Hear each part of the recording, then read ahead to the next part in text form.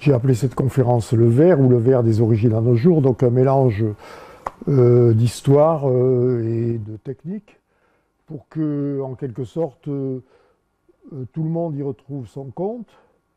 Comme vous avez compris, ce n'est pas au départ ma spécialité, donc j'ai acquis une culture générale supplémentaire avec naturellement des bases de chimie physique qui me permettent de dominer un peu les sujets scientifiques. Je vais d'abord correspondre exactement à ce qu'a dit M. Husson en vous présentant les périodes grossières d'apparition des matériaux. N'est-ce pas que chez l'homme préhistorique, on n'a que les matériaux naturels, le silex par exemple, ce qui est tiré des végétaux, ce qui est tiré des animaux, les os, fourrures, cuir. Et le premier matériau artificiel, c'était effectivement la poterie. J'ai mis une date un peu arbitraire, vers moins 8000, ça apparaît selon les civilisations à des périodes diverses, comme tous les autres matériaux d'ailleurs. Alors, le type de matériaux suivant, ce sont les métaux.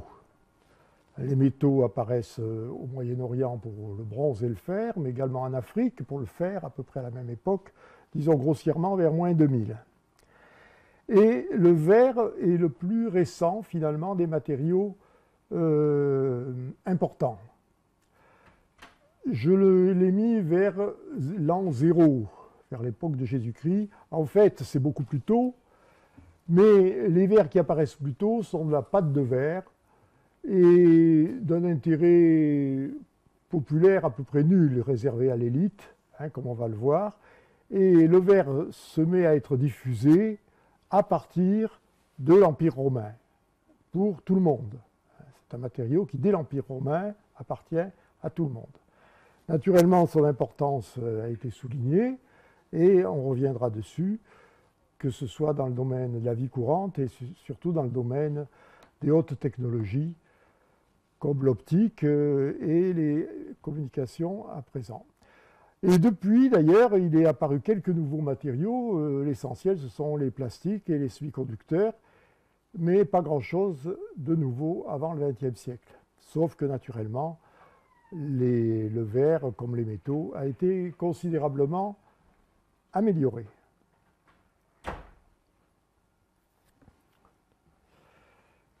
Alors, j'ai dit que les matériaux naturels, c'était le bois, etc. En fait, il existe des verres naturels.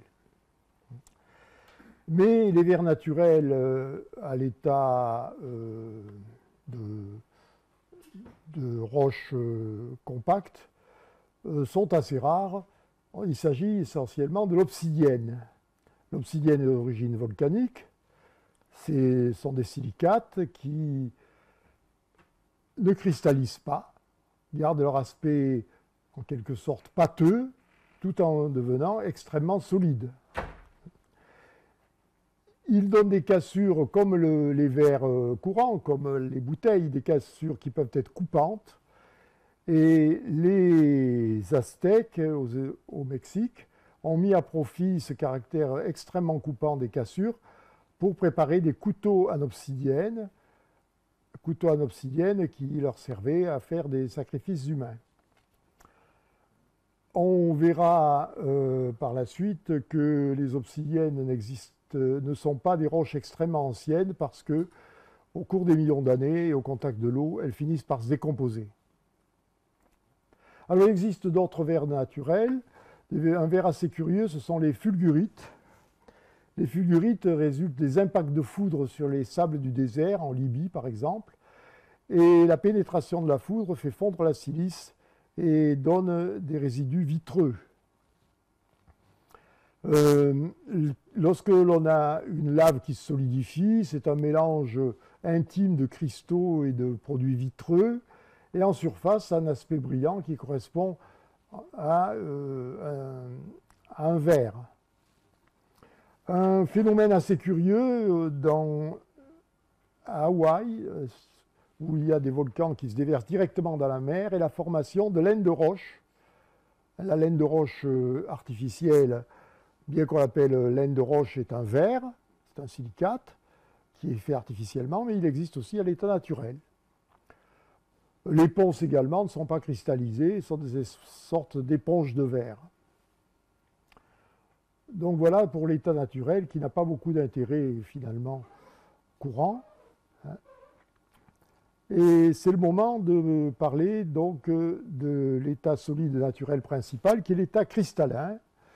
La plupart des roches sont formées de cristaux. Mais il est assez rare que ces cristaux apparaissent à l'œil nu. Naturellement, chacun connaît les cristaux de calcite, de quartz, etc. Mais les roches courantes sont formées de microcristaux agglomérés qu'on ne voit qu'au microscope. Alors, si je reviens aux substances pures, elles peuvent se présenter à l'état vitreux. La silice naturelle est toujours la silice pure est toujours sous forme de cristal, des cristaux qui peuvent être magnifiques, c'est le quartz. Mais on sait artificiellement, par refroidissement rapide, préparer des verres de silice qui servent à faire des fibres, par exemple pour la transmission des données actuellement. Alors, la notion de verre est relative à un état de la matière que je vais détailler et qui concerne pas seulement la silice et les dérivés de la silice où on a ajouté des oxydes métalliques, qui sont des oxydes de sodium, potassium, calcium essentiellement, mais l'état vitreux existe tout simplement avec le sucre. Vous avez le sucre cristallisé, comme on l'appelle, pour les confitures, qui est formé de cristaux qu'on aperçoit très bien, et d'autre part, le sucre qu'on a utilisé pour tout ce qui est bonbons, caramel, barbe à papa, et qui est sous une forme non cristallisée, qui s'apparente à un verre, qui est un état vitreux. Alors je vais passer un peu rapidement sur cette diapositive qui donne un aperçu très rapide et qui est plutôt destiné à ceux qui ont une connaissance de chimie. Il y a des substances qui peuvent passer à l'état de verre par refroidissement et d'autres qui ne le peuvent pas. C'est comme ça. Par exemple, dans les éléments chimiques, il n'y a que 3 éléments dans toute la classification périodique qui peuvent donner un verre. Ce sont le soufre, le sélénium, le phosphore. Il n'y a pas d'autre. Aucun métal, ni rien. Je parle de l'état pur.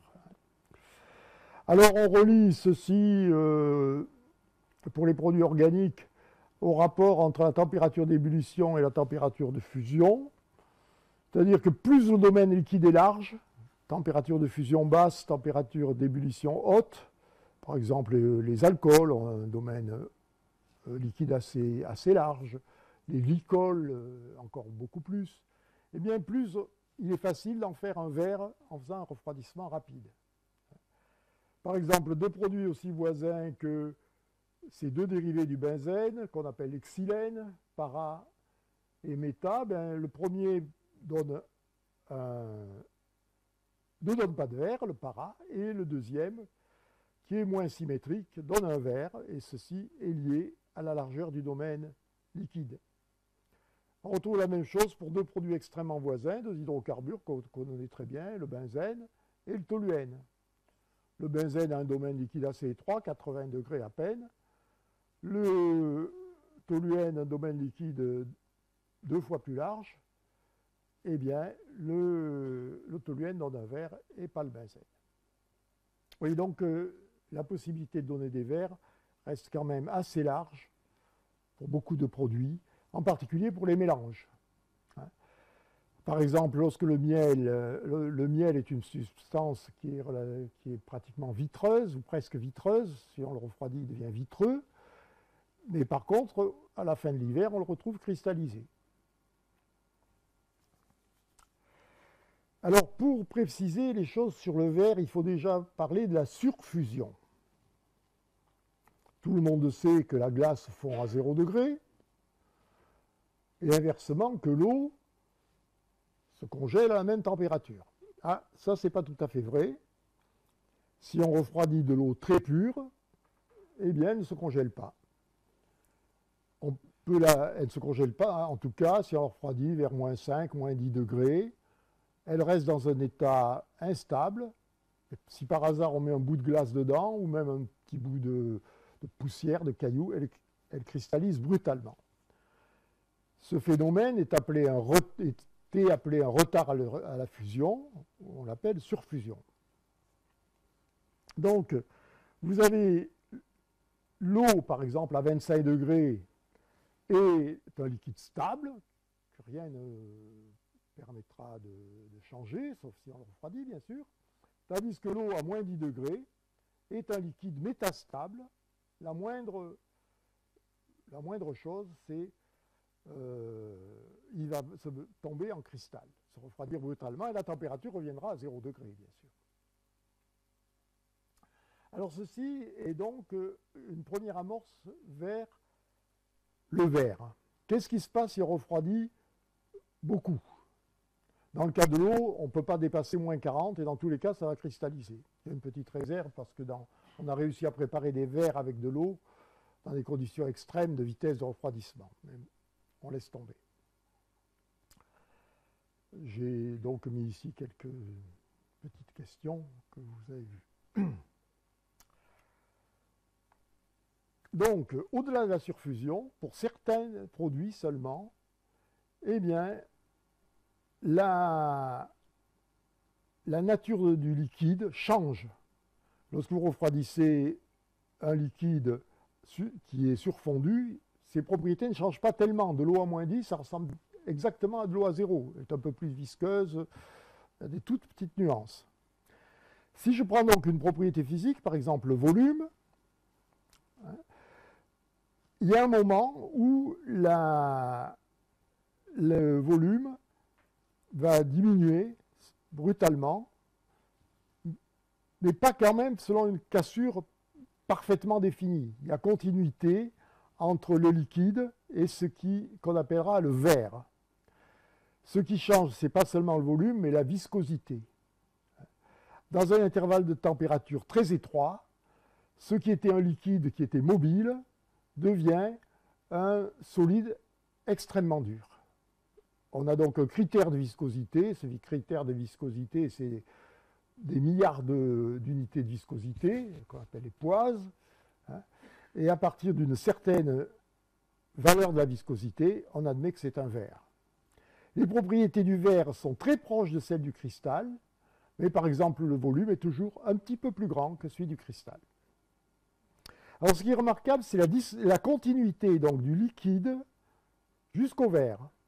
C'est continu, bien qu'il y ait une transition assez brutale. Tandis qu'entre le liquide et le cristal, il y a une discontinuité complète. Lorsque vous refroidissez de l'eau et qu'elle se congèle, eh bien, la glace et l'eau se séparent. Lorsque vous refroidissez de la silice, ici c'est l'exemple de la silice, elle devrait, si on chauffe du quartz par exemple, il fond à 1713 degrés, température extrêmement précise. Si on refroidit de la silice fondue assez vite, eh bien à partir de 1200 degrés, température assez précise mais un peu moins précise, eh bien la silice durcit et devient par exemple une fibre de silice et un verre, sans discontinuité.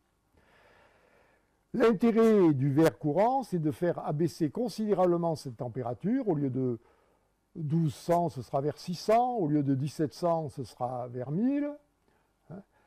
Pour obtenir quelque chose qui est facile à travailler. La silice fondue est très très difficile à travailler. Elle émet des rayons ultraviolets, ça nécessite des chalumeaux à très haute température. Donc le verre courant, c'est une silice dont le point de fusion a été très très abaissé. Et le point de vitrification également. Transition vitreuse. Alors cette continuité est illustrée par la manière dont on fait le verre. On prend une goutte de verre fondu, un petit paquet de verre fondu qui est tout mou. On le souffle pendant qu'il est encore mou. Et puis quand il a pris sa forme, eh bien on le forme d'abord, et une fois qu'il a pris sa forme dans un moule, en le soufflant, eh bien, il est tellement dur qu'on peut le casser. Tout le monde connaît cette expérience. il n'y a jamais eu de discontinuité, comme entre l'eau et la glace. Il n'y a jamais eu de discontinuité, de séparation entre le liquide et le verre.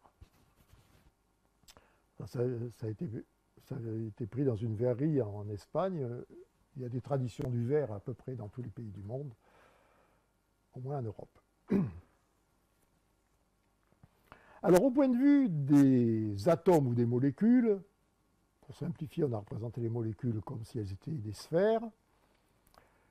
Chacun connaît 3 états de la matière. Le gaz, où les molécules se déplacent et ont beaucoup de place entre elles. Il y a beaucoup de vide, 99% de vide au moins, entre les molécules. Le liquide, où les molécules sont séparées par de petits espaces, mais elles sont tout le temps en train de se cogner. Et dans les deux cas, c'est un état de désordre. Et enfin, le cristal, où les molécules sont rangées comme des fruits que l'on aurait empilés soigneusement et ne peuvent plus bouger, sont serrés les unes contre les autres, comme vous pouvez l'être, par exemple, dans cet amphithéâtre lorsqu'il est complètement occupé. Et puis, le verre, c'est entre les deux. Les molécules se sont resserrées à l'état liquide sans réussir à s'ordonner. C'est pour ça que, justement, quand elles sont compliquées, elles ont du mal à s'ordonner.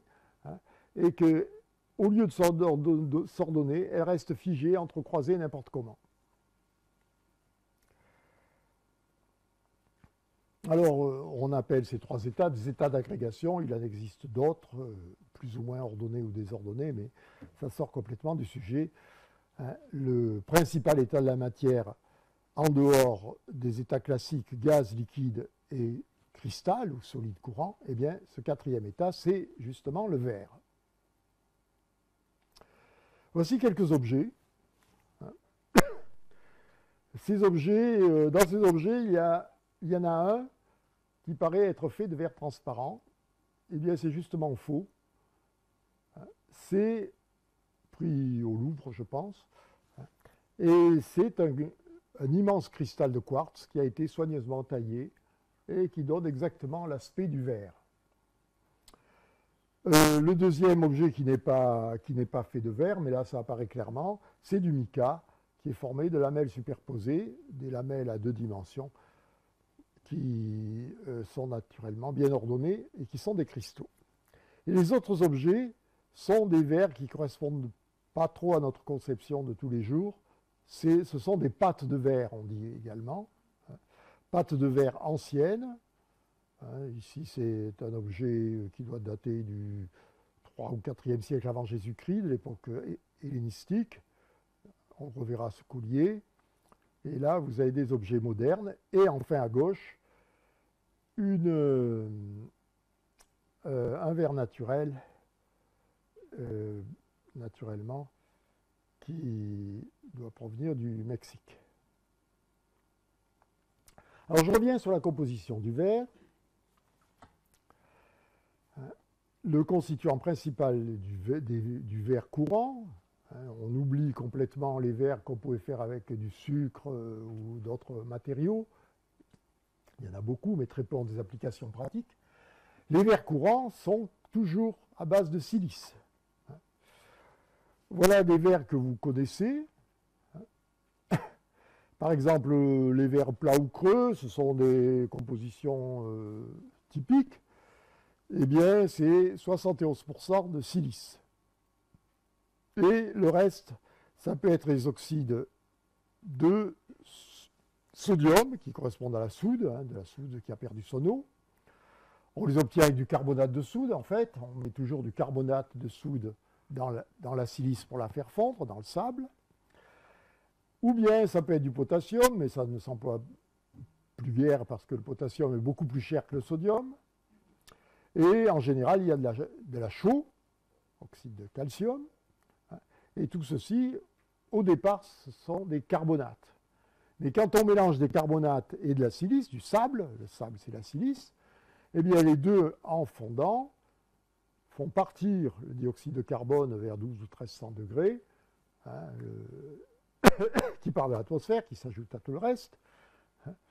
et on obtient simplement un mélange de silice et d'oxyde métallique.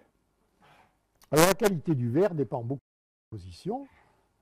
Par exemple, le verre Pyrex se rapproche un peu plus de la silice, il fond plus difficilement, il est plus solide. Le verre qu'on appelle cristal, qui n'est pas un cristal, c'est un abus de langage, eh bien, il est à base de plomb pour les métaux et de potassium. Donc voilà les quelques compositions de verre courant, l'immense majorité étant une composition à base de silice, chaud et oxyde de sodium ou soude si vous préférez, ou carbonate de soude. Alors, naturellement, le carbonate de soude, la soude n'existe pas dans la nature, elle se carbonaterait tout de suite, et il existe par contre du carbonate de sodium ou carbonate de soude, appelons-le comme on veut, hein, ça existe dans le commerce d'ailleurs, carbonate de soude, bicarbonate de soude, tout ça c'est à peu près pareil, et ça existe au Moyen-Orient, dans des lacs salés, et on appelait ce produit le natron. Donc les premiers verres ont été faits au Moyen-Orient parce qu'on trouvait du carbonate de sodium pour mettre facilement, fusionner facilement avec le sable. Et donc le verre a été inventé par hasard certainement. On a trouvé dans le four des petits morceaux de produits vitreux et ensuite on a essayé de mieux les fabriquer. C'était donc au départ certainement un sous-produit non voulu de la métallurgie. Hein, les choses se produisent toujours au hasard, les grands phénomènes de recherche résultent d'un hasard qu'on a essayé d'exploiter. Alors un problème, c'est que après la chute de l'Empire romain, les Arabes ont occupé tout le Moyen-Orient, les sources de communication entre l'Europe et les pays arabes ont été plus ou moins coupées, encore qu'il en soit resté, et on a cherché d'autres sources de carbonate de sodium. Alors qu'est-ce qu'on a trouvé? On a trouvé du carbonate de sodium en faisant brûler du bois, les cendres de fougères aussi, qui contiennent beaucoup de carbonate cette fois-ci, de potassium, pas de sodium, mais de potassium, le bois aussi. Hein. N'oublions pas que la potasse est un engrais, hein, donc est métabolisé par les plantes. Et on a fabriqué cette fois-ci du verre à base du carbonate de potasse, carbonate de potassium. Au passage, potasse, ça veut dire potash, cendre du pot. Les cendres qu'on obtient à partir de ce qui reste quand on a brûlé les végétaux, c'est en principe de la potasse. Alors on a aussi brûlé des algues. Et ça se faisait, on a encore les fours dans les régions côtières bretonnes ou vendéennes. Et là, on faisait brûler des algues, on obtenait des cendres. Alors j'ai essayé de trouver la composition. Je pense que c'était à peu près moitié en carbonate de soude, moitié en carbonate de potasse. Ça tombait très bien. Il y avait un peu de calcium dedans, le calcium, un peu de chaud dedans. Tout ça, ça a dû faire des verres meilleurs que ce qu'on faisait directement avec le carbonate de potasse, comme ça se faisait en Bohême. Les verres à base de potasse ont un petit défaut, ils résistent mal à l'eau. Donc, s'ils sont en milieu humide, il y a des dépôts de silice qui se font et leur pureté disparaît. À la limite, ils sont complètement détruits. Donc ici, j'ai mis la salicorne, mais il y a également les algues qui étaient utilisées.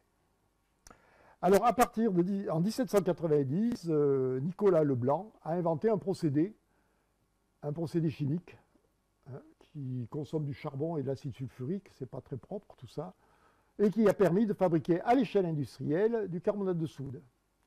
Il était patronné par Philippe Égalité, Philippe d'Orléans, le père de Louis-Philippe, qui a mal terminé à cause de la Révolution. Et Nicolas de Leblanc, on l'a oublié pour un temps. Et puis finalement, on est allé chercher, on lui a dit qu'il devait faire cadeau de son procédé à la Révolution, et il n'a pas eu le choix. Et on lui a rien donné en échange, il est tombé dans la misère et dans la dépression, et il a fini par se suicider. Et le procédé Leblanc a duré pendant très longtemps, jusqu'à la fin au moins du 19e siècle, où il a été supplanté par un procédé beaucoup plus écologique, on dirait maintenant, qui demandait aucune matière première, sauf un peu d'ammoniac, hein, et qui est le procédé Solvay. Je ne vais pas le détailler, hein, mais ces procédés ont simplement comme objectif d'utiliser le sel, chlorure de sodium, le calcaire, carbonate de calcium, c'est la réaction d'en bas, sel plus calcaire, donne, eh bien, carbonate de sodium, carbonate de soude si vous préférez, et puis un produit qui ne sert à rien, le chlorure de calcium. Oh, ça sert un peu comme desséchant, hein, quand on veut mettre dans son garage un desséchant, on achète des pains de carbonate de calcium. Alors c'est une réaction qui est super, mais en thermodynamique chimique, c'est la réaction inverse qui se produit. On ne sait pas la faire directement. C'est pour ça qu'il y a eu ces deux procédés, hein, le procédé Leblanc, pour contourner ça en utilisant de plus hautes températures. Enfin, c'est assez compliqué, je ne vais pas faire la chimie de tout ça. Et surtout le procédé Solvay, qui existe à grande échelle, à côté de Nancy, aux Soudières réunies. Et comme on va le voir, ça produit 1 million de tonnes de sel par an ou quelque chose comme ça. Alors, je vous ai dit que l'état de surfusion était un état instable, métastable exactement. Hein. De l'eau surfondue, on y touche, tout de suite, ça précipite de la glace. Pour le verre, ce n'est pas tout à fait pareil, mais le verre peut avoir tendance à perdre son côté vitreux, ce côté désordonné, et à cristalliser, parce que le cristal est toujours un peu plus stable que le verre. Ça s'appelle la dévitrification. Et il se trouve que la dévitrification des verres est facilitée, surtout pour les verres au potassium, par la présence d'eau. Et même les verres naturels, comme l'obsidienne, tendent spontanément à se dévitrifier très lentement. C'est pour ça qu'on ne trouve jamais d'obsidienne dans les roches très anciennes qui ont des millions et des millions d'années, mais seulement dans les roches relativement jeunes, de quelques centaines de milliers d'années par exemple. Et ce qui fait que l'obsidienne n'est pas très abondante, c'est un des facteurs. Donc dans l'ancienne fabrication du verre, ce procédé était, comment dire, ce processus était détesté. Hein, et il fallait trouver de façon astucieuse la bonne composition pour qu'il n'y ait pas de dévitrification. Aujourd'hui, c'est parfaitement maîtrisé et les verres sont extrêmement stables. Par contre, il existe des verres artificiels où on fait exprès de mettre des microcristaux de zircone, d'oxyde de zirconium, n'est-ce pas, d'oxyde de titane, d'oxyde de zinc, et ça s'appelle les vitrocéramiques, hein, que tout le monde connaît et qui sont extrêmement résistantes à la température et au choc thermique surtout. Bon, j'abandonne un peu les sciences, on a fait le tour, ou à peu près, et on va passer à l'histoire du verre. Alors, j'en ai déjà parlé, hein, âge de la pierre, paléolithique, néolithique, âge des métaux, hein. Et puis, je compare aux autres matériaux, je compare un petit peu le verre. Hein. Pour le verre, il faut deux composants, il faut les avoir. Hein. Ce n'est pas évident, on l'a déjà dit. Hein. Le verre est formé à chaud, hein. La poterie, non. La poterie est formée avant, on la cuit ensuite. Et puis le verre, ça ne se laisse pas facilement domestiquer parce que ça se travaille à chaud, ça peut aussi se travailler à froid par des méthodes plus modernes, des méthodes mécaniques, de taille, de polissage, etc. Mais c'est vraiment pas facile du tout. En tout cas, pas à la portée des anciennes civilisations. Alors les premiers verres sont des verres opaques, c'est la pâte de verre. Et à défaut de mieux, les anciens ont essayé de mettre des éléments au hasard pour obtenir des belles couleurs. Alors, il y a eu une première période du verre, de la pâte de verre, qui est en Égypte, qui n'a pas duré, mais où on a retrouvé beaucoup d'objets décoratifs, purement décoratifs, pour la plupart, en pâte de verre. Donc vous avez là, c'est l'époque d'Aménophis IV, Akhenaton, hein, cette époque particulière de l'histoire égyptienne. Et puis pendant près de 1000 ans, le verre a été pratiquement oublié. Vous voyez quelques beaux objets de cette époque. On faisait comme ça des vases pour de petites quantités de parfums ou de produits pour se maquiller, du colle, comme on disait. Et c'était pour faire ces petits vases, il fallait mouler le verre autour d'un noyau d'argile qui était enfilé sur une tige, hein, sur une tige de fer, une tige métallique. Naturellement, on aurait beaucoup de mal à refaire ceci. Et ça n'allait pas très loin en ce qui concernait la taille des objets. Voilà des objets en verre translucide, qui annonce donc le verre transparent, des colliers. Et vers le VIe siècle avant Jésus-Christ, les Phéniciens ont repris ce genre d'industrie du verre, toujours pour faire des objets de luxe, qui étaient donc diffusés seulement dans les hautes couches de la société. On verra un petit peu comment sont faits ces objets par agglomération de fils de verre encore mous. Beaucoup de perles. Le collier a été retrouvé à des Étruries, mais ça ne prouve pas qu'il a été fabriqué là. C'est une alternance de perles et de perles en or. Et on est passé à des coupes mosaïquées de grande qualité à l'époque hellénistique, vers le 2e, 3e siècle avant Jésus-Christ.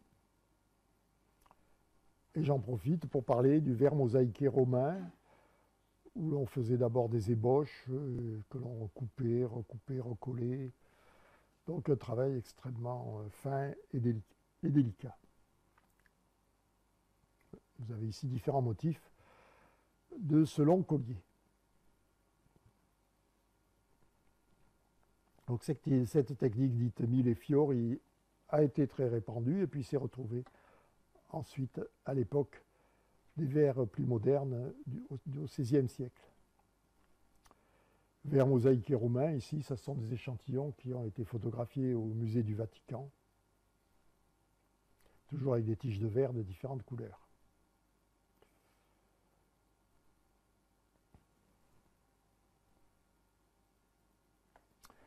Alors, indépendamment, les Celtes, et ça résulte de fouilles relativement récentes, du début du XXIe siècle, des années 2000, autour de moins de 100, ils fabriquaient également du verre. Ça anticipe les verres de Bohême. Ce site a été trouvé en Moravie. Et ce sont des verres qui contiennent du cobalt. Le cobalt est abondant dans les monts métallifères. Et donc, on a retrouvé ces débris qui témoignent d'un art absolument certain. Et les Celtes aimaient beaucoup ce genre de bracelet qu'on a retrouvé à différents endroits, y compris en France. Là, vous avez en bas un bracelet en perles de verre, un bracelet de perles en pâte de verre, retrouvé dans la Marne. Naturellement, tout ceci voyageait, les objets voyageaient beaucoup, donc on en ignore la provenance exacte. Par exemple, ceci, en bas à droite, ce sont des fragments retrouvés à Bibracte, en France, près d'Autun, et qui laissent penser qu'il y avait un atelier de fabrication celte, gaulois, à l'époque. La grande innovation a été celle des Phéniciens, qui, dans le cadre de l'Empire romain, puisque la Phénicie était déjà romaine, sans doute, ont inventé au 1er siècle le verre soufflé, à moins qu'il ait été inventé un peu avant, bien sûr, qui remplace le verre moulé, dont on a déjà parlé, verre moulé, verre soufflé. Donc le verre soufflé a permis de faire de grands objets. La grosse difficulté du verre soufflé, c'était certainement de faire des cannes pour le souffler, des cannes métalliques qui doivent résister à d'autres températures. Alors, le verre s'est alors démocratisé. Tout le monde, ou presque, a pu avoir son gobelet en verre, sa carafe en verre, etc. Et chacun des musées d'archéologie français a sa petite collection de verres, comme à Saintes, qui était une ville romaine très importante, Bordeaux, Toulouse. Il y avait un atelier très important également à Cologne. Alors le verre a beaucoup servi à faire les urnes funéraires. Voici également là, une collection du musée Carnavalet. Et là, vous voyez du verre transparent. La couleur naturelle du verre est normalement le vert. La couleur verte qui est due à du fer au degré d'oxydation 2. Et on peut corriger cette couleur en ajoutant du manganèse. On ajoute un tout petit peu de manganèse. Le fer change de degré d'oxydation, il passe à la couleur, au numéro 3, où il est pratiquement incolore. Et avec du verre vert, on fait du verre transparent. Mais on peut prendre aussi du sable extrêmement pur, ce qui était sûrement le cas en Normandie. Là, ce sont des verres de Normandie. Les urnes funéraires, certaines sont parfaitement transparentes.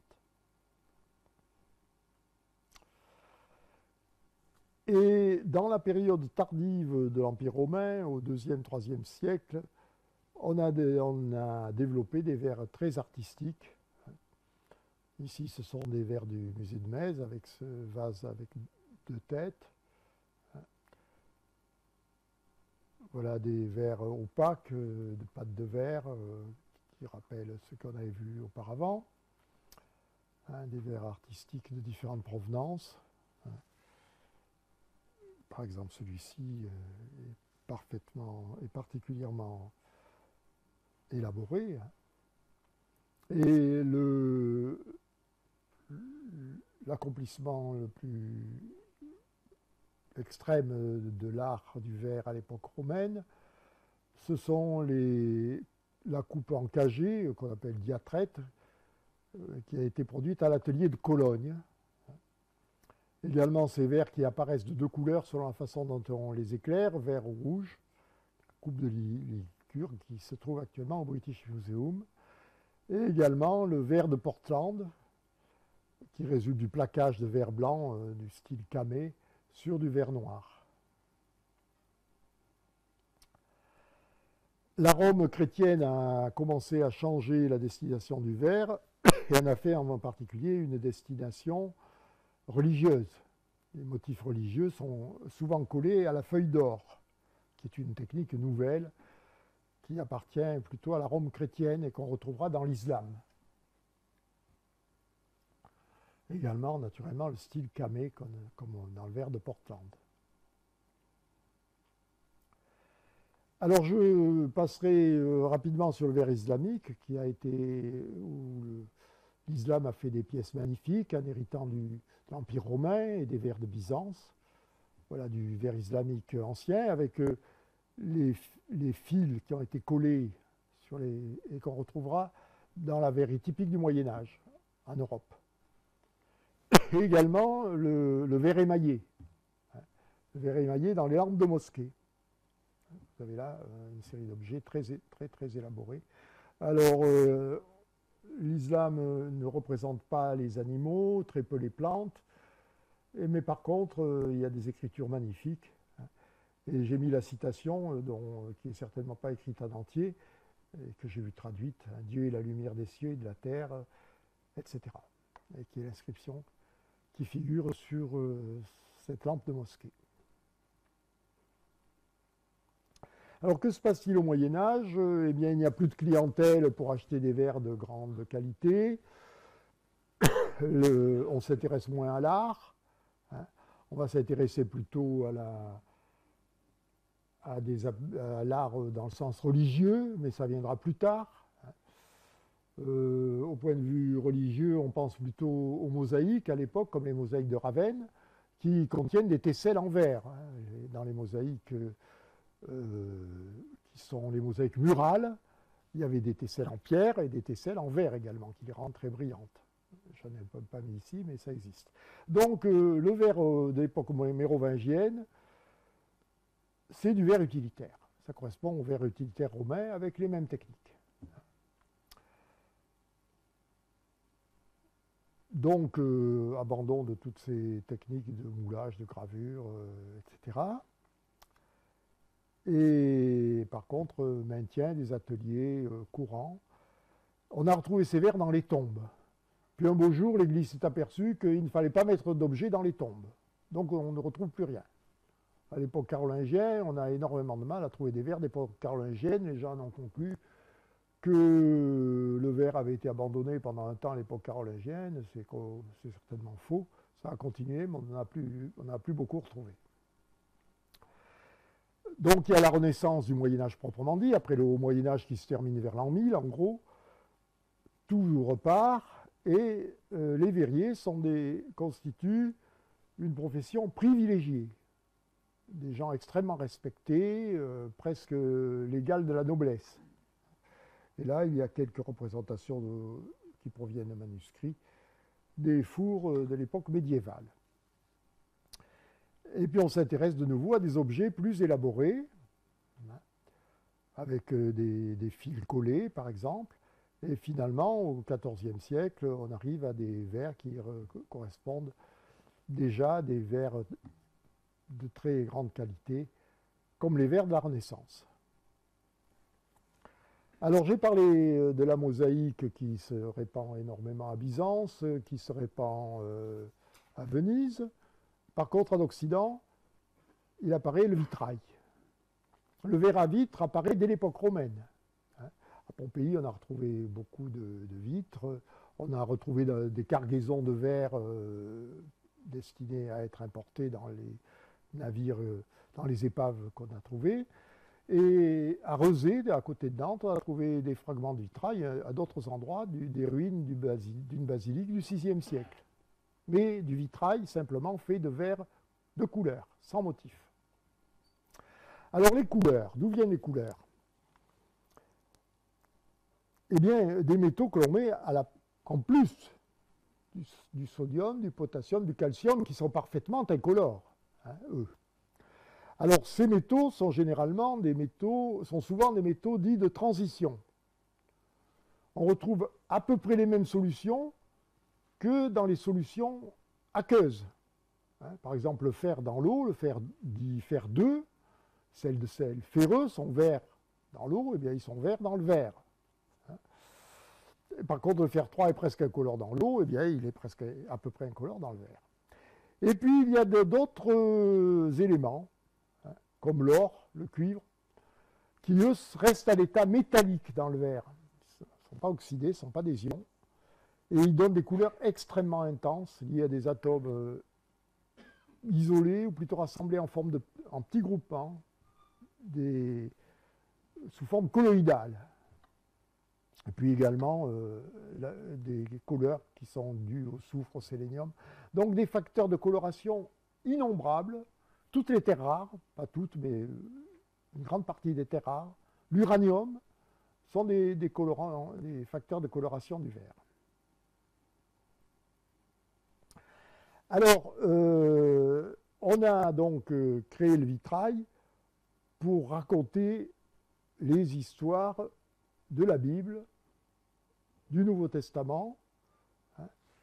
C'est pour la population, c'est une autre façon, n'oublions pas que la population est majoritairement illettrée, c'est une autre façon d'illustrer tout ce qui a pu se passer dans la Bible. Donc cette fois-ci, au lieu des verres colorés, ce sont des verres décorés, et l'innovation principale, c'est la grisaille.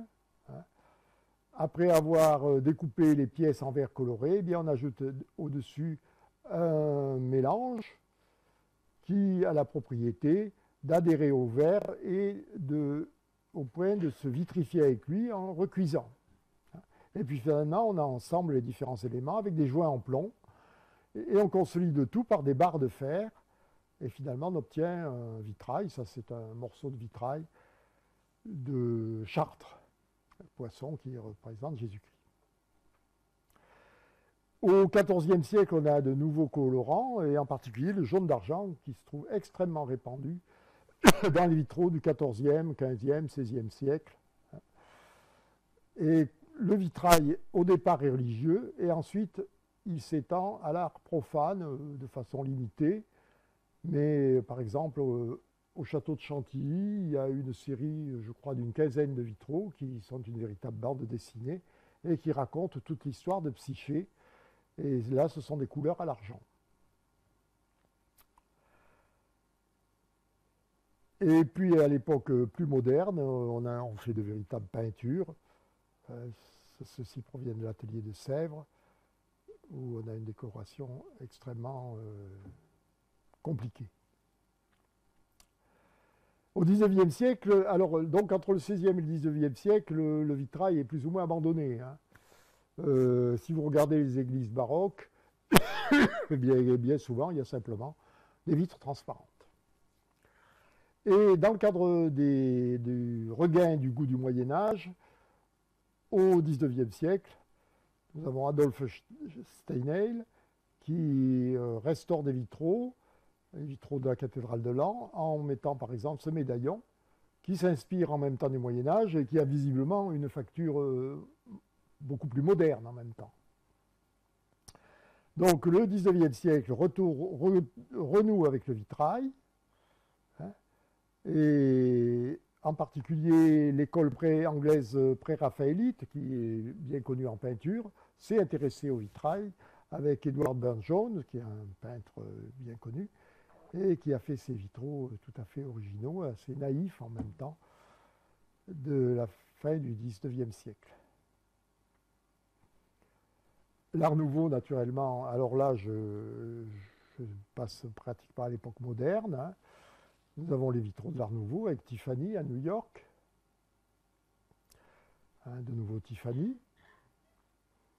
Il y a également les vitraux de Jacques Gruber, hein, avant la guerre de 1914. Toujours Art nouveau, Villa Majorelle. À Nancy, il y a énormément de restes de l'Art nouveau, en particulier dans le domaine du verre. Il y a le musée d'Art nouveau à Nancy. Et avec la guerre de 1914, l'Art nouveau disparaît, le style devient beaucoup plus froid. Ah ben là, c'est encore l'Art nouveau dans l'Empire autrichien de l'époque. Actuellement, c'est à Târgu-Mureș en Roumanie, mais à l'époque, c'était partie de l'Empire austro-hongrois. Et ensuite, c'est l'Art déco, c'est beaucoup plus... La guerre est passée par là, c'est beaucoup plus sévère, en accord avec les architectures de l'époque, comme le Trocadéro, etc. Et enfin, on passe au vitrail moderne, avec par exemple ce vitrail de Chagall à Sarrebourg, en Lorraine. Et Chagall a fait toute une série de vitraux pour la bibliothèque de Jérusalem, avec les 12 tribus d'Israël. Alors je reviens en arrière, on va revenir un peu sur des améliorations un peu techniques. Hein. Vers le XIVe, XVe siècle démarre la période de Murano, où Venise importe en même temps du carbonate de soude du Moyen-Orient. Les liens sont rétablis avec le Moyen-Orient et développe donc la verrerie de Murano. Là, ce sont tous des exemplaires de Murano. À peu près à la même époque se développe la verrerie de Bohême, la verrerie de Lorraine, le verre plat de Normandie, les vitres donc, et puis la bouteille standard. Les Anglais au XVIIe siècle inventent le verre au plomb, qu'on appelle cristal. Et au XVIIe siècle, on passe à des méthodes très élaborées, comme la gravure au diamant et le polissage fin qui permet de faire des glaces parfaites, comme celle de la Galerie des Glaces. Alors, notre développement, c'est la verroterie, qui sert en particulier principalement au commerce triangulaire. Hein.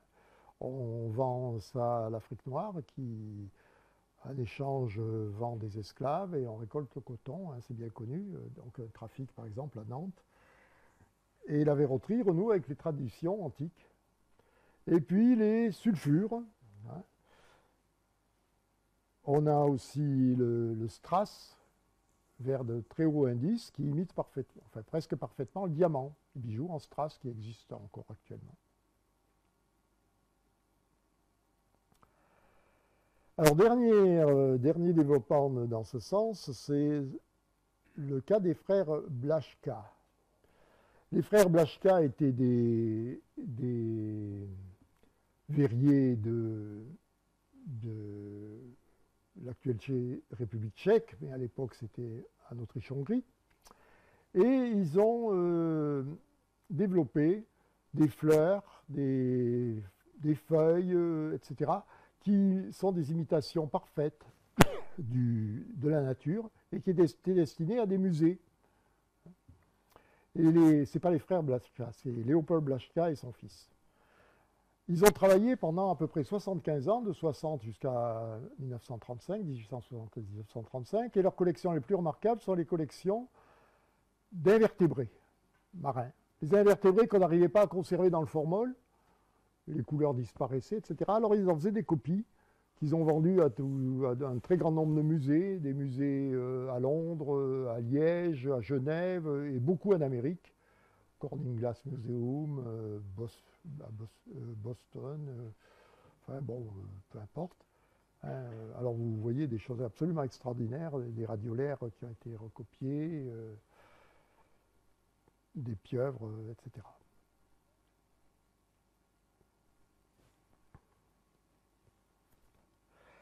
Alors, naturellement, le verre, comme le métal, a eu un rôle énorme en science. Sans les métaux, il n'y aurait pas de moteur thermique. Il n'y aurait pas d'électricité, il n'y aurait que d'électrostatique. Sans le verre, eh bien, il n'y aurait pas d'optique. L'optique, c'est basé sur la réfraction de la lumière, en organisant bien la réfraction dans un dioptre sphérique, une lentille en gros, eh bien, on arrive à faire converger la lumière et à faire une image exactement comme l'œil le fait. Donc on a d'abord fait des lentilles convergentes, divergentes, des miroirs sur support de verre. Donc le miroir existait à l'époque romaine, mais il était fragile, il s'oxydait. Le verre sert de protection. Et puis ça a conduit à un renforcement des possibilités visuelles, d'où toute la microscopie, toute l'astronomie. Sans le verre, ça n'existerait pas. La création d'images, la lanterne magique d'abord. Lanterne magique dès le XVIIIe siècle. Il y a une fable de Florian qui s'appelle Le singe et la lanterne magique du XVIIIe siècle. L'association des lanternes magiques, ça conduit donc des lentilles qui a conduit au vidéoprojecteur. Voilà, vidéoprojecteur là-haut. Et puis, autre propriété de la réfraction, c'est que la réfraction n'agit pas de la même façon selon la couleur de la lumière. Elle sépare la lumière, ce qui est très gênant pour les lentilles, ça cause ce qu'on appelle des aberrations chromatiques, mais qui s'exploitent merveilleusement dans le prisme. On analyse la lumière blanche, eh bien, ça se disperse en forme d'arc-en-ciel. Voilà la lumière blanche. Mais quand on émet de la lumière à partir d'une source, d'une flamme qui contient par exemple un métal ou dans une étincelle électrique, eh bien, chaque élément donne un spectre caractéristique, une lumière composite, un mélange qui s'analyse en différentes lumières. Et c'est là qu'est la base de la spectroscopie. Toute analyse est basée sur le verre, sur la dispersion de la lumière. Ce que je dis est pour la spectroscopie classique. La spectroscopie moderne a fait appel successivement à d'autres techniques, comme les réseaux et puis la transformée de Fourier. En fait, le verre joue toujours un certain rôle. Alors, le verre est aussi à la base du développement de la chimie. Il n'y aurait pas de chimie organique sans le verre. Il y aurait de la chimie à haute température, la métallurgie n'a pas besoin. Donc, en résumé, qu'est-ce que nous avons? Grâce au verre, l'astronomie, la biologie, l'analyse élémentaire par la spectroscopie, l'analyse des éléments, et des molécules d'ailleurs, la synthèse et l'analyse chimique, et finalement, les ampoules électriques. Toutes les ampoules électriques sont basées sur des parois en verre. Alors, une autre forme du verre, c'est la fibre. Il existe des cas extrêmes dans la fibre. Il y a la fibre vulgaire, qui sert à l'isolation. Tout le monde a ça chez soi, ou la laine de verre, ou la laine de roche. On peut tout simplement prendre des roches siliceuses et les faire fondre, et on obtient un isolant de qualité comparable. Mais la fibre plus élaborée est un élément de renforcement, parce qu'une fibre de verre, c'est extrêmement solide. Donc ça sert à faire des tas de choses, englobées dans du plastique, les skis, etc. Des grilles de renfort pour les routes, des toitures. Voilà, une toiture qui a été faite, a dû disparaître depuis, avec une structure tendue de fibres de verre, naturellement, par Saint-Gobain. Une association du téflon et de la fibre de verre. Polytétrafluoroéthylène. Alors, la fibre de verre de qualité est aussi un nouveau composant de l'optique. Elle sert à transmettre les images. Elle les transmet tout d'abord de façon simplement optique. Pour examiner l'intérieur de l'estomac, qu'est-ce qu'on fait? Eh bien, on prend un tube. Ça se fait moins, je pense, ça se fait peut-être plus, parce que maintenant il y a les caméras. Mais classiquement, la fibre de verre conduit la lumière. Ceci est illustré par la fontaine lumineuse qui avait été inventée au milieu du 19e siècle. On envoie un faisceau laser à travers un réservoir d'eau où il y a un pinceau d'eau qui s'écoule. Et bien on retrouve la lumière tout au bout. Elle suit le jet d'eau par réflexion totale le long des parois. Alors ça sert à faire de la décoration actuellement à partir des LED. Mais surtout, ça servait à la médecine pour l'endoscopie, examiner l'intérieur de l'estomac. Chaque fibre représente un pixel, un élément de l'image, picture element. Aujourd'hui, l'application naturellement la plus sophistiquée de la fibre, c'est la fibre optique, la fibre optique moderne, qui permet la transmission des données à longue distance. Alors, c'est un problème qui est de très haute technologie. Pour moi, c'est de la très haute technologie, d'autant que je ne suis pas spécialiste. Et il y en a ici qui connaissent beaucoup mieux le sujet que moi. Mais il y a des fibres qui permettent de transmettre la lumière à la façon de ce que nous avons montré pour la fibre qui sert à l'endoscopie, par réflexion multiple. Mais la fibre moderne, c'est une fibre qui transmet la lumière comme un guide d'onde.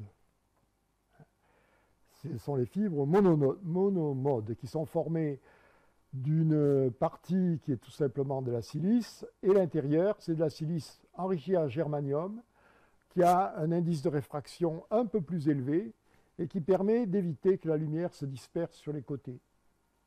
Donc vous imaginez que faire une fibre mixte comme ça nécessite de la haute technologie, d'autant plus que la pureté de la silice est quelque chose d'absolument incroyable.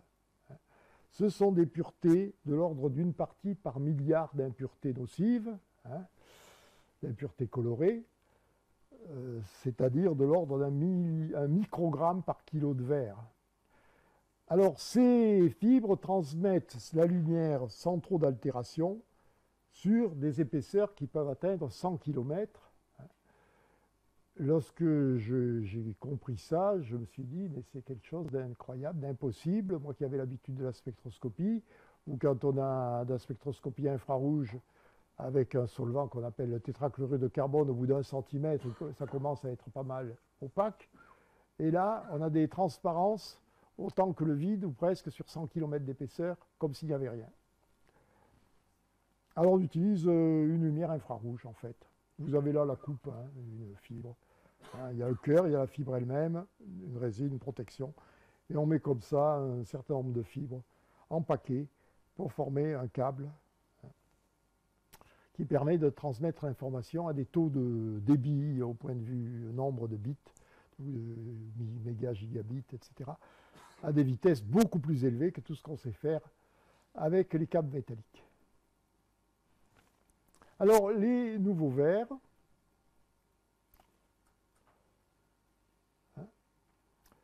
ce que j'appelle les nouveaux verres, parce qu'aussi ça, ce sont des nouveaux verres, mais je veux parler de verres qui ne sont pas faits à base de silice.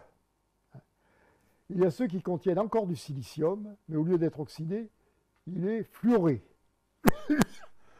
Alors, il y a eu beaucoup d'espoir qui a été basé sur les verres fluorés, qui ont été développés à Rennes, découverts par Poulain et Lucas, sous la direction de Lucas, en 1974. Ils ont amélioré énormément les capacités, les possibilités de transparence, etc. Ce sont des verres qui ont des possibilités comparables à celles des verres de silice. J'avoue que je ne sais pas exactement à quel point ils sont actuellement employés. Je pense que leur coût est quand même un problème important et qu'il y a là un certain goulot d'étranglement qui laisse la prédominance aux verres de silice. On me contredira si je ne dis pas vrai. Et puis, il y a les verres métalliques. Alors, un métal et un verre, ça ne se ressemble pas. Hein. Bon, mais j'ai dit quoi? J'ai dit un verre, c'est de la matière désordonnée. Un métal, c'est naturellement cristallin. On voit très rarement des gros cristaux de métaux, les laboratoires savent les faire. Les métaux courants sont affreusement microcristallins, disloqués, c'est ce qui conditionne leur rigidité d'ailleurs, mais ce sont toujours des cristaux. Donc, en ce qui concerne les métaux purs, aucun métal ne passe à l'état vitreux. Je vous ai signalé qu'avec 3 éléments, le soufre, le sélénium et le phosphore. Par contre, des alliages suffisamment bizarres peuvent passer à l'état métallique en les refroidissant extrêmement brutalement. Un peu comme l'eau peut passer à l'état vitreux, j'ai dit à l'état vitreux, hein, pas métallique.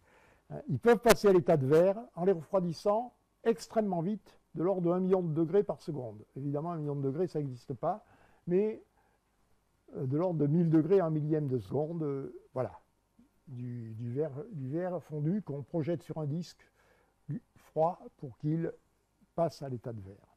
Donc aussi de la très haute technologie. Hein. Et les premiers ont été découverts en 60. Et on peut faire, et c'est ça qui est intéressant, des rubans de verre métallique ferromagnétique, hein, qui s'appelle, c'est un alliage complètement tordu, nickel, fer, silicium, bore, cobalt, hein, et qui donne des propriétés, ferromagnétiques extrêmement intéressantes, parce qu'il y a très peu de pertes dans les transformateurs. Ce sont un magnétisme ultra doux. Et donc, c'est très intéressant pour les transformateurs. Alors, le verre feuilleté n'est pas vraiment un nouveau verre, mais c'est quand même une application extrêmement importante du verre. Le verre feuilleté, au départ, c'est le triplex, découvert en 1903 par certains verres de Benedictus. Hein. Et ces deux feuilles de verre, et entre les deux, il y a un polymère qui amortit les chocs, en quelque sorte, le polyméthylbutyraldéhyde, hein, et qui, en cas de rupture, en plus, retient les débris. Avant, on a fait le verre trempé, qui éclatait en 1000 morceaux, mais qui, malgré tout, n'empêchait pas les gens de se tuer en voiture dans les morceaux. Et au contraire, le verre de style triplex donne un verre qui retient les débris et qui est aussi extrêmement solide. D'ailleurs, les pare-brises sont obligatoirement en verre de style triplex. Alors, c'est celui qui est utilisé dans la pyramide du Louvre, vous voyez ici, hein, 2 couches d'1 centimètre, hein, de verre collé donc, par le polymère, hein, et il y a tout de même 95 tonnes de verre dans la pyramide du Louvre. J'ai mis également le verre d'Atlantis à Nantes, hein, puisque il nous arrive d'y aller. Alors le verre n'est pas un très bon isolant thermique, hein, il est transparent, tant mieux pour lui, hein, c'est grâce à lui que, comme nous l'avons entendu. Et alors pour améliorer, naturellement, on peut faire du verre à double paroi, avec de préférence de l'argon entre les deux, qui est plus isolant que l'air ou l'azote, et encore mieux le krypton. Le krypton, ça se trouve dans le commerce, hein, il y a des verres au krypton maintenant, des double vitrage au krypton, ils coûtent plus cher, puis ça donne un débouché de plus à l'air liquide, à la société l'air liquide. Le triple vitrage, c'est très bien, mais c'est peut-être mieux d'intercaler un film de polyester. Une autre solution, c'est de recouvrir le verre d'un revêtement qui absorbe l'infrarouge. Alors là, il y a des tas de subtilités, hein, selon que les couches peuvent être absorbantes en hiver, réfléchissantes en été, etc. Donc là, nous avons des nouveaux verres qui peuvent être extrêmement sophistiqués, hein, et ça correspond alors au verre dit intelligent, smart glass. Verre intelligent, c'est peut-être beaucoup dire, mais enfin actif. Alors il y a des verres qui peuvent être photochromes, hein, donc qui s'assombrissent lorsque le soleil donne dedans, c'est très intéressant pour l'été. On peut avoir aussi des verres thermochromes qui s'assombrissent quand ils sont plus chauds. Mais ce qui est le mieux, ce sont des verres électrochromes qui peuvent être commandés par une tension électrique. Ça peut être fait avec des cristaux liquides. S'il n'y a pas de tension électrique, le verre est translucide. S'il y a une tension électrique, il devient transparent, parce que les cristaux s'ordonnent. Donc ça permet de remplacer les rideaux, hein, translucides, transparents. Il y a aussi la possibilité de verres électrochimiques qui peuvent passer de transparent à coloré par méthode électrochimique. Il y a un produit qui change de nombre d'oxydation avec une tension électrique. Alors, pour terminer,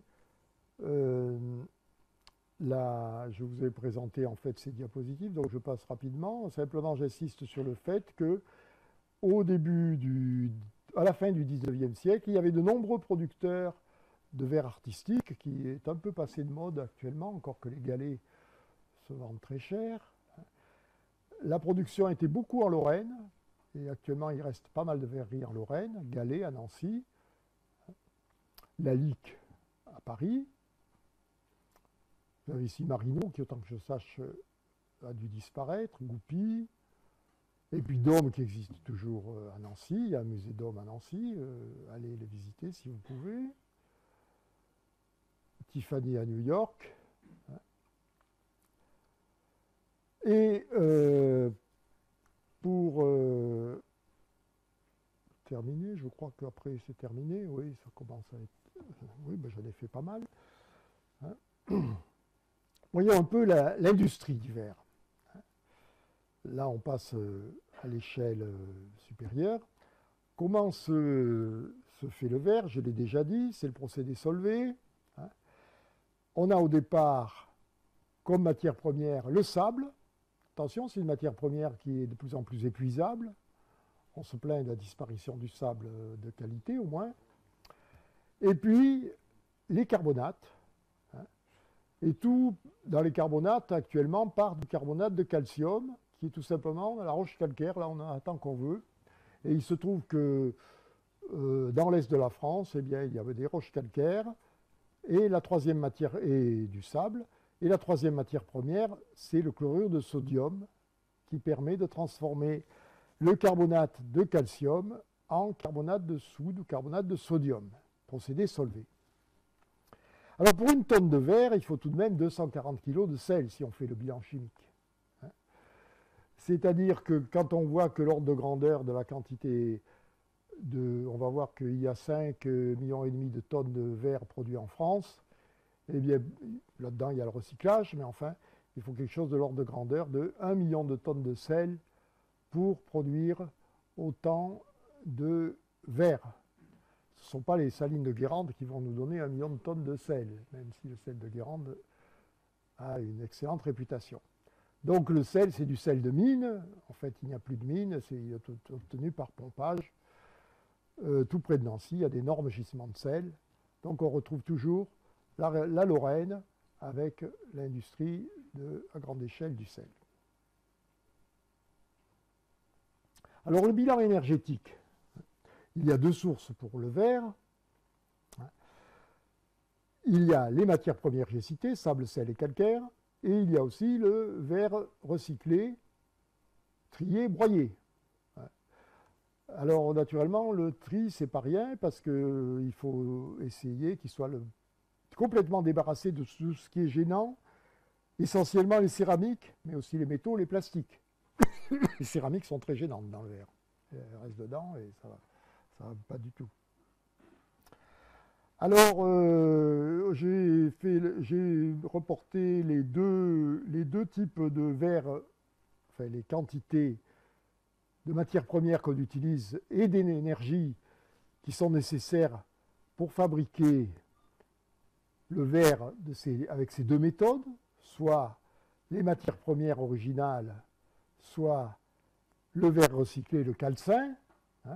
Donc si on a 0% de calcin, pour une tonne de verre, il faut presque une tonne de matières premières, sable et calcaire, plus les matières premières de synthèse, carbonate de sodium, il en faut à peu près 260 kg, à peu près la même quantité que le sel. Donc au tout, il faut une tonne de sang de matière première complète. Et on consomme donc 105 kg de fuel, en tonne équivalent fuel. On émet d'une part du CO2 qui provient du dioxyde de carbone, qui provient de la calcination des matières premières, parce que les carbonates, eh bien, ils se transforment en oxyde, j'ai dit, dans le verre, ils se transforment en oxyde, et le dioxyde de carbone s'en va dans l'atmosphère. Et plus la combustion du fuel. Donc pour une tonne de verre, on consomme une tonne de sang de matière première et on émet 500 kg de CO2. Si on prend du calcin, eh bien naturellement, plus de matière première. On consomme quand même pas mal de fuel, presque autant, mais par contre, on émet beaucoup moins de CO2. Il vient simplement du fuel. Voilà donc les gains relatifs qui sont obtenus. Alors un petit bilan, on montre qu'on émet à peu près 2 millions de tonnes de CO2 à cause de l'industrie du verre. Ce n'est pas énorme, 0,5% de ce qu'on émet en CO2 par les autres sources. Alors le bilan de production du verre, 5 millions et demi de tonnes. Si on compare au plastique, c'est à peu près le même ordre de grandeur. C'est nettement moins que le ciment ou l'acier. C'est beaucoup plus que l'aluminium. Alors le verre, c'est essentiellement du verre creux. 70%. Le reste étant essentiellement du verre plat. Et puis le reste étant essentiellement des fibres d'isolation et des fibres de renforcement. Le verre creux, c'est le verre courant. L'industrie du verre en France, c'est essentiellement Saint-Gobain, qui est une énorme société internationale. Vous voyez, 190 000 collaborateurs, 42 milliards d'euros de chiffre d'affaires. Mais il n'y a que le quart qui se trouve en France. Et le Saint-Gobain est majoritaire dans la plupart des secteurs. Donc, puis après, il y a BSN Glasspack, Arc International pour le Pyrex. Et puis la verrerie de luxe, bien sûr, Baccarat, Saint-Louis, Dôme, etc. Bon, on peut regarder quelques diapositives pour terminer sur les expressions du verre très moderne, hein, par exemple du vitrail à verre libre. Ça, je vous l'avais vu, ça vous l'avez vu. Alors, un diapositive très original sur les créations d'un certain Dale Chihuly qui fait de véritables parcs à base de verre, c'est-à-dire des gigantesques constructions en verre. Alors, vous voyez la halle, là. Ce bateau est à échelle réelle, enfin à l'échelle d'une barque réelle. Hein. Voilà également à Atlanta.